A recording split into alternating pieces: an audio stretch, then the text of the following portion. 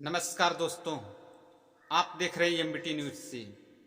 दोस्तों, आज 5वें चरण का चुनाव का मतदान की हो रहा है और देश में इस बात का हवा चल चुकी है और सभी लोग को विश्वास हो चुका है कि इस बार राजनीतिक में कुछ ऐसा ही की होगा जो लोग सोचते हैं और जो लोग चाह रहे हैं। अभी तक कि किसी विशेष दल, किसी विशेष व्यक्ति के हिसाब से देश का राजनीतिक चल रहा था, लेकिन अब स्पष्ट हो चुका है कि अब ऐसा नहीं होगा। दोस्तों, एक से एक की खबरें निकल कर के सामने आ रही है। मैं आप लोगों से भी जानना चाहता हूं कि आज 10 दिन की हो गया, किसी व्यक्ति ने कि मोदी और राहुल गांधी का डिबेट का प्रस्ताव रखा, लेकिन राहुल गांधी डिबेट नहीं करते अगर नरेंद्र मोदी से, तो जो मीडिया है वह कैमरा लेकर के और माइक लेकर के राहुल गांधी के पीछे ऐसे भागती और ऐसा कि दिखाया जाता जैसे लग रहा है कि राहुल गांधी भाग रहे हैं, डिबेट नहीं करना चाहते हैं। राहुल गांधी डिबेट के मैदान से भागकर खड़े हो गए, भाग गए। लेकिन यही प्रक्रिया नरेंद्र मोदी जी के साथ क्यों नहीं मीडिया कर रही है, मीडिया क्यों नहीं करना चाहती है, इसका जवाब कौन देगा? दोस्तों, नरेंद्र मोदी जी इस पर कि खुलकर बातें नहीं करते हैं कि मैं डिबेट करूंगा या नहीं करूंगा। और इधर दूसरी बात कि जो हवा चली है कि जिस प्रकार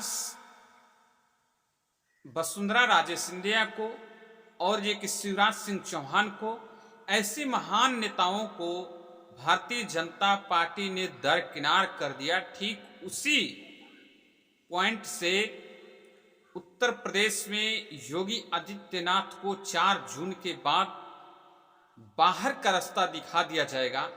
इस पर कि भारतीय जनता पार्टी की किसी भी व्यक्ति का कोई विचार स्पष्ट सामने नहीं आया। आदित्यनाथ जी इंतजार करते रहे कि आज नहीं तो कल कि लोगों का विचार सामने आएगा, इस पर स्पष्ट कि कुछ ना कुछ बोलेंगे लोग, लेकिन ऐसा कुछ हुआ नहीं।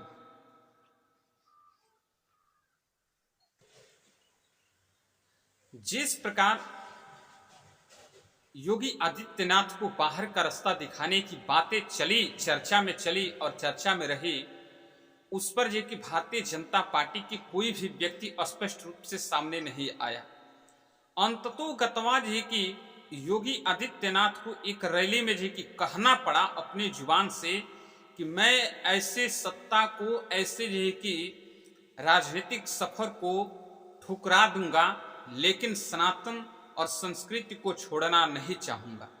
ये बातें क्यों कहना पड़ रहा है योगी आदित्यनाथ को?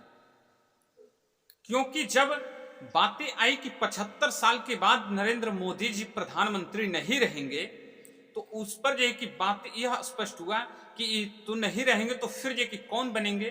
तो उस पर कि बातें निकल कर आई कि अमित शाह जी को प्रधानमंत्री बनाया जा सकता है। तो इस पर नरेंद्र मोदी जी नहीं आए सामने, लेकिन अमित शाह जी सामने आकर स्पष्ट कि यह बातें बताएं कि कुछ भी हो जाए, लेकिन नरेंद्र मोदी जी के नेतृत्व में कि चुनाव लड़ा जाएगा, चुनाव जीता जाएगा, 75 साल वाली बातें नहीं होगी।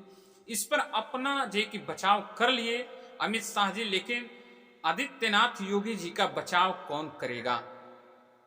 क्योंकि इस बात से स्पष्ट यह बातें सामने आ चुकी है और लग रहा है कि भारतीय जनता पार्टी का जो जमीनी स्तर है, जो पैरों तले जमीन है, यह खिसक चुका है। और एक तरफ अखिलेश यादव, कांग्रेस की कि राहुल गांधी जी इतनी पुरजोर जनता के साथ कि मिलना की पसंद किए और भारत जोड़ो यात्रा को सफल बनाते हुए आज ऐसी स्थिति मोड़ पर कि आके खड़े हो चुके हैं कि जनता स्वयं की सोच रही और विचार कर रही और चाह रही है कि अब कि राहुल गांधी को प्रधानमंत्री बनाना अनिवार्य हो चुका है। दोस्तों, इसमें कि आप अपना राय हमें जरूर बताइएगा। क्यों? क्योंकि डिटेक्टर वाली जब बात ध्रुव राठी ने किया, तब से यूट्यूबर को भी दिक्कत परेशानी का सामना करना पड़ा। लेकिन इधर इलेक्ट्रॉनिक मीडिया में भारतीय जनता पार्टी नरेंद्र मोदी जी को छोड़ करके विपक्ष का प्रचार भी करना पसंद नहीं करते हैं लोग। तो सिर्फ एक ही रास्ता बचा था, वह था सोशल मीडिया। जबकि सोशल मीडिया पर भी कब्जा करने का पुरजोर प्रयास किया गया, लेकिन इस पर कब्जा कर पाना इतना आसान नहीं हो पाया, क्योंकि यह भारत का चीज नहीं। क्योंकि सीबीआई, ईडी और जैसे तमाम कोर्ट, इलेक्शन कमीशन सभी जो भारतीय है उस पर कब्जा पा लिया गया। लेकिन यह विदेशी चीज है, इस पर कब्जा आसानी से नहीं पाया जा सकता है। तो दोस्तों कहीं न कहीं ऐसा लगा कि इस पर कब्जा नहीं किया जा सकता, तो फिर झूठ और झूठ का गुब्बारा बनकर फूटने का प्रयास किया गया है। दोस्तों मुझे ऐसा नहीं लगता है कि राहुल गांधी डिबेट नरेंद्र मोदी जी से करेंगे, लेकिन ठीक उसी प्रकार नरेंद्र मोदी के सामने राहुल गांधी डिबेट के लिए खड़े हैं, और खड़े रहते रहते कुछ ऐसा सवाल भी कर दिए जैसे नरेंद्र मोदी जी डिबेट न करें तो फिर अपनी रैली में उस सवालों का जवाब जरूर देने का प्रयास करेंगे।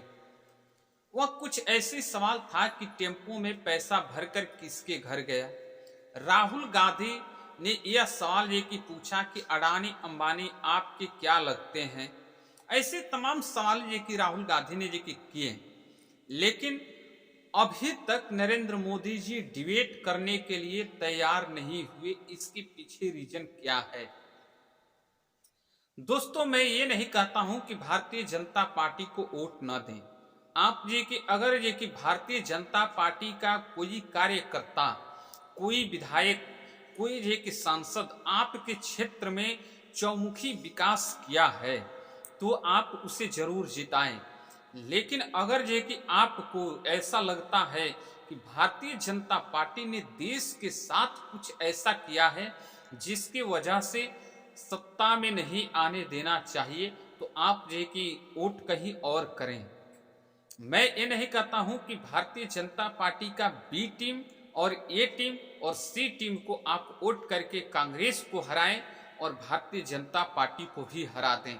ऐसा करने की जरूरत नहीं है। ए टीम और बी टीम और सी टीम वाली बातें काफी दिनों से चर्चा में रही, लेकिन सब चीज को मिलाकर जो डिटेक्टर वाली वीडियो जब से सामने आया है, 4-4, 10-10 मिलियन लगातार वीडियो चल रहा है, लेकिन डिटेक्टर का जो सर्कुलेशन है, जो उस पर विचार है, उस पर अभी तक किसी भी प्रकार से कोई असर नहीं पड़ रहा है। इसके पीछे का रीजन ये है कि जब भी इस पर बात किया जा रहा है तो हाई कोर्ट का जज साथ में खड़ा है। वह इस्तीफा देकर चुनाव लड़ना स्टार्ट कर दिया। ऐसे तमाम लोग हैं जो डर की वजह से चुनाव मैदान से भाग खड़े हुए और एक तरफा जीत होने की पुष्टि हो गई और पक्का हो गया कि फलाने ही व्यक्ति चुनाव जीतेगा। जबकि एक सीट निर्विरोध उड़ीसा का सीट जीत करके भारतीय जनता पार्टी ने यह साबित कर दिया था कि हम 400 सीट पार करने जा रहे हैं। लेकिन वह 400 सीट पार होते होते 150 सीट आकर सिमटती नजर आई, यह विपक्षियों का कहना है। लेकिन हमारे चैनल पर 220 सीट की पेशकश शुरू से की गई है, और इस वीडियो में भी मैं यही बताना चाहता हूं कि 220 से बढ़ सकती है तो 250 जा सकता है, इससे अधिक नहीं जा सकता है, क्योंकि देश की जनता देश के हित में वोट डालना पसंद कर रही है इस बार।